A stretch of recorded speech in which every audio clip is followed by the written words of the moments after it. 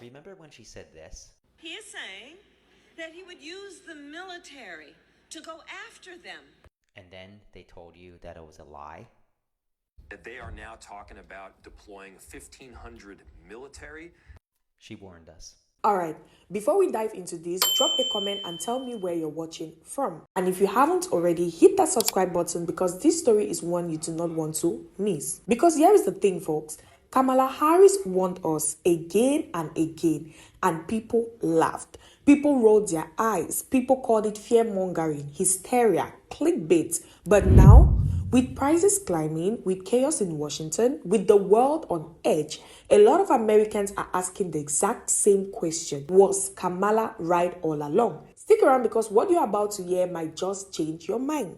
Had we just elected the black lady with the silk press, had we just elected Big Sister General, had we just elected the black lady with the weird laugh, had we just elected Madam the wheels on the bus go round and round, we would not be at war with Iran right now.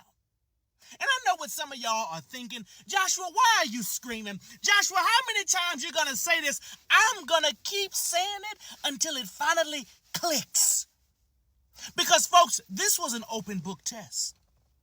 Not only was this an open book test, the professor was at the board giving the answers and we failed.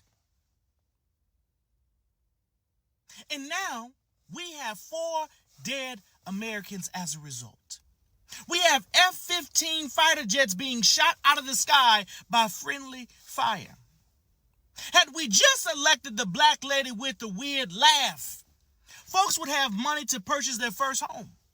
The American people would have quality health care.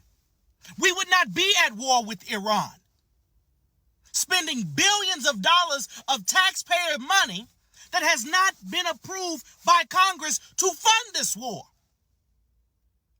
So I'm going to keep saying it, and I'm going to keep screaming it until the American people finally understand. If you could have just set your racism and your sexism aside and voted for Kamala Harris, we would be in a better position today. I'm getting really tired of pretending that Kamala Harris would have been just as bad as Donald Trump.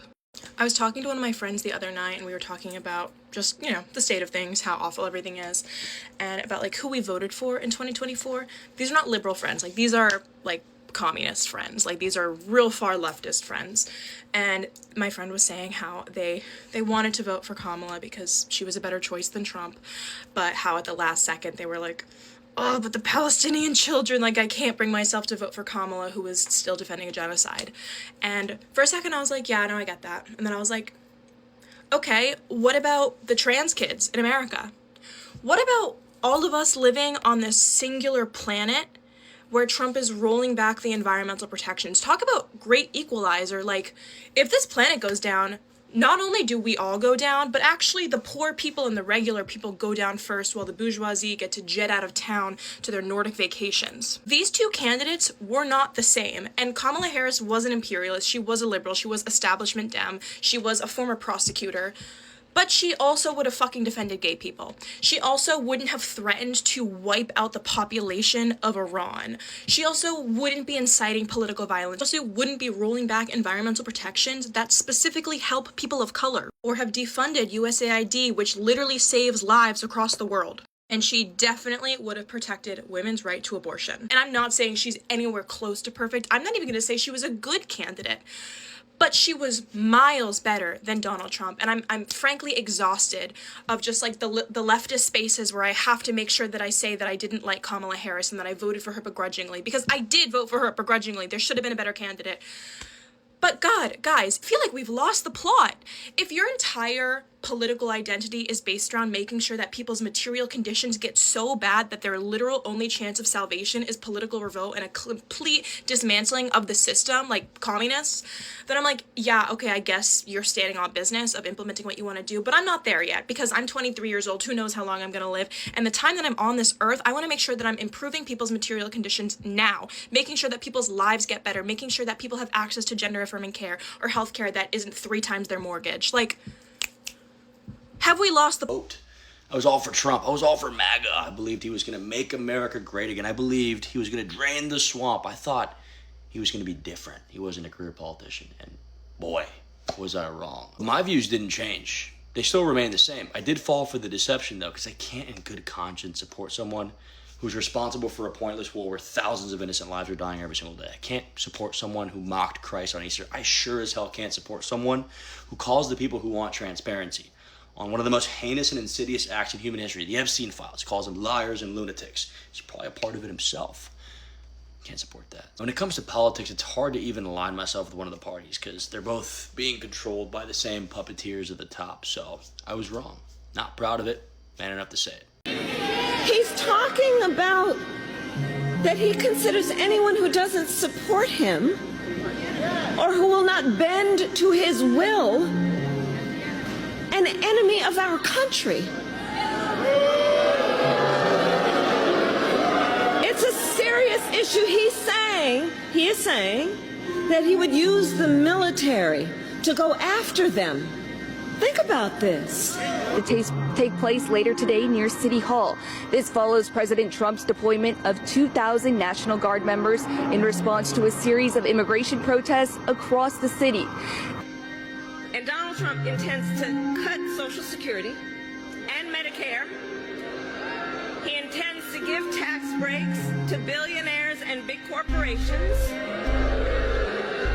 He intends to gut our investments in clean energy jobs. He intends to end the Affordable Care Act. To take us back to a time when insurance companies had the power to deny people with pre-existing conditions. You guys remember what that was?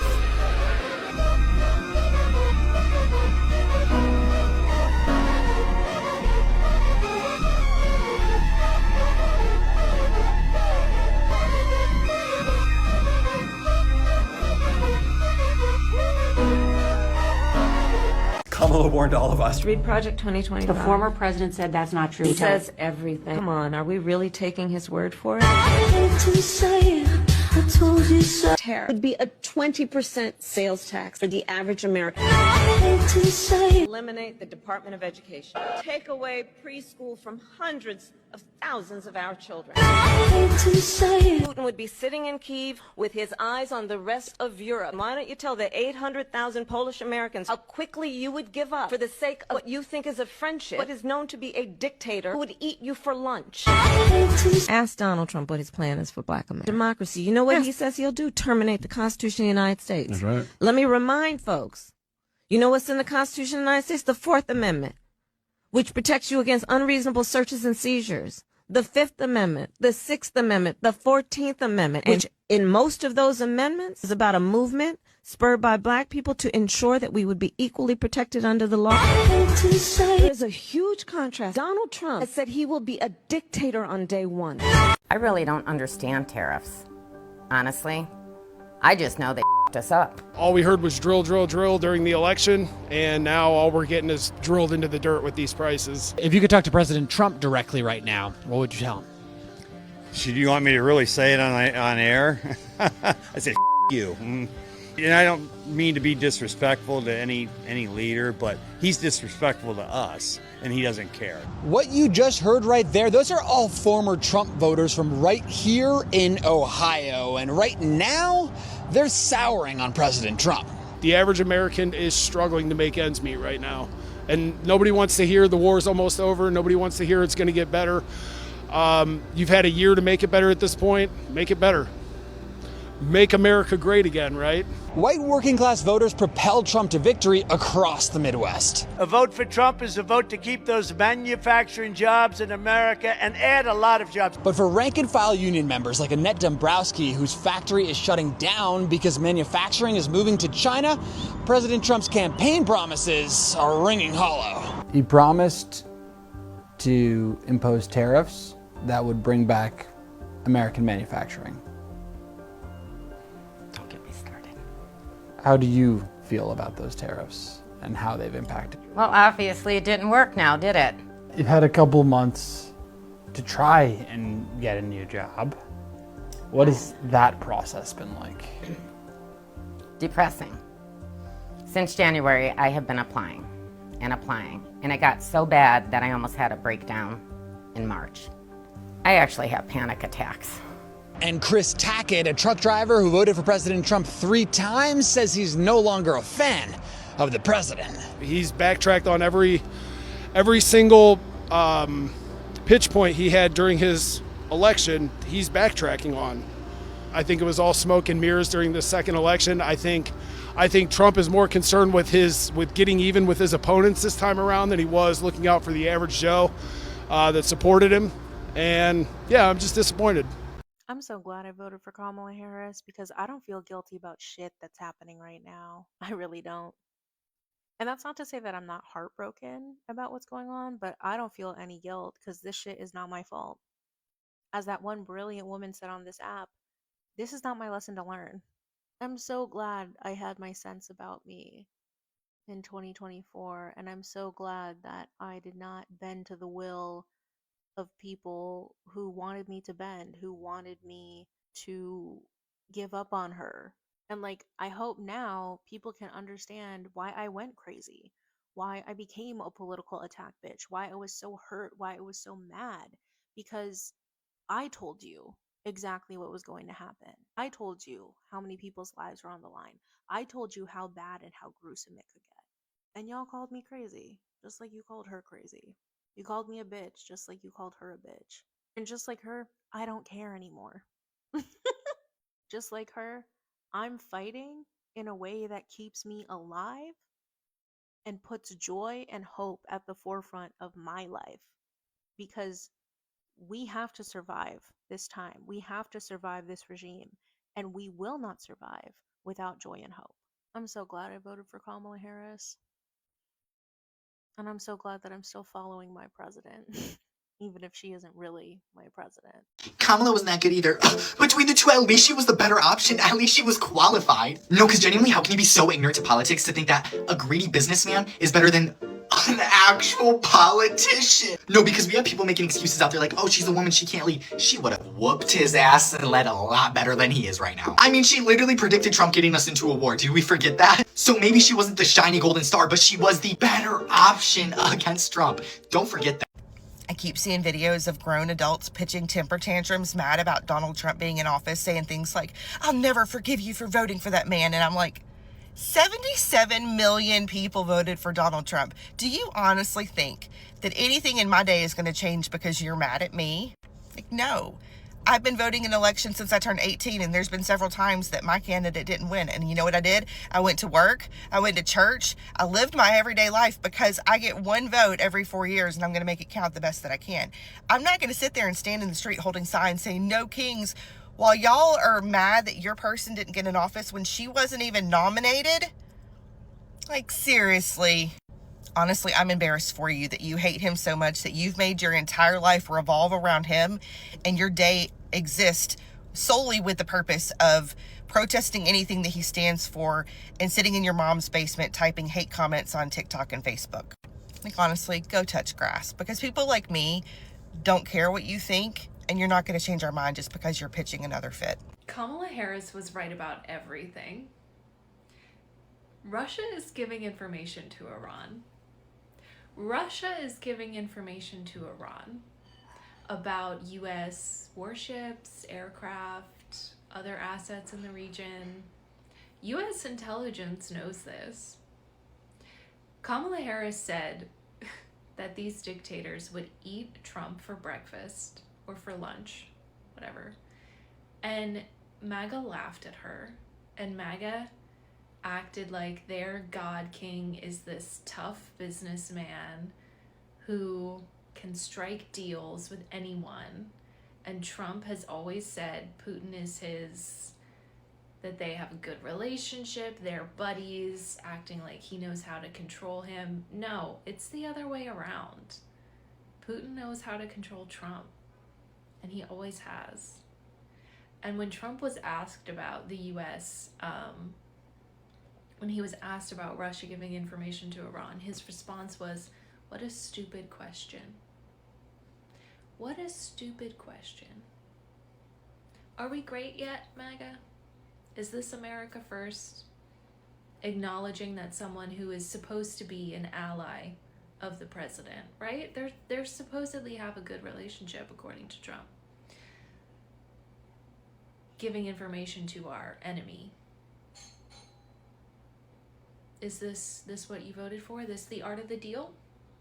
You know, I hate it when I have to admit that MAGA got something right, but damn it, MAGA, I have to admit you got this 100% absolutely freaking right, because you told me over and over again that if I vote for Kamala Harris, everything's going to be in the crapper. The economy will be worse, job numbers will be worse, we will be less safe, we will go to war, we will be the laughingstock of the entire international community, you told me. And you know what?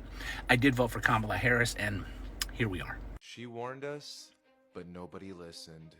This president is thinking about putting us in a position where we're in a war with Iran. The consequences will be absolutely unacceptable and tragic. Fast forward to today. Iranian state media is promising the world a surprise that we will remember for centuries. Kamala was criticized, she was mocked, she was made fun of, and yet everything she said has come true thus far. All I have to say is, what else is she going to be right about? This is scary, and we should have trusted her, and we should have listened to her and voted for her. So here is where I land on all of this. Kamala Harris didn't need a crystal ball. She didn't need to be a genius. All she had to do was listen to Trump's own words, his own promises, his own track record, and take them seriously. That's it. That's the whole prediction. She just believed him when he told us exactly what he was going to do. And now here we are.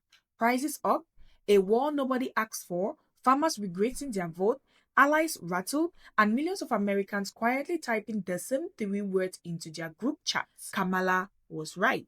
Look, I'm not here to tell you how to feel about her as a candidate. That's not the point. The point is, when someone hands you the playbook page by page and you still get blindsided by every single play, that's not a surprise.